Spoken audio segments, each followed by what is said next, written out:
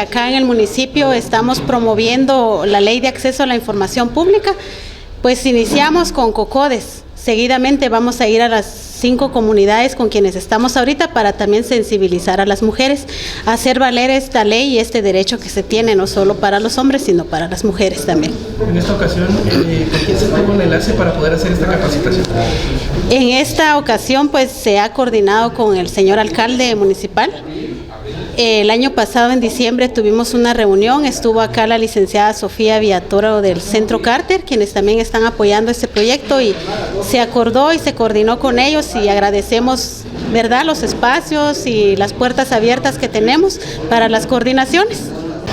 Pues hacerles la invitación, ¿verdad?, ya que acá en la municipalidad se cuenta con la unidad de información pública, que se acerquen, que soliciten, que pregunten, ¿verdad? Este es un derecho que todos y todas tenemos y que lo hagamos valer.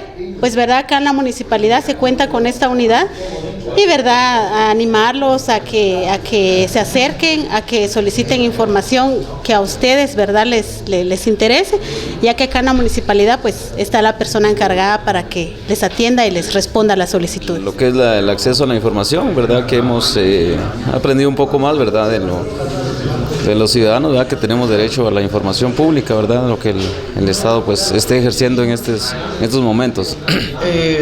¿Usted representa un tipo de una comunidad?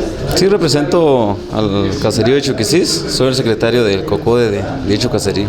En esta ocasión, pues, ¿usted se ha dado cuenta que el acceso a la información pública es importante para su comunidad?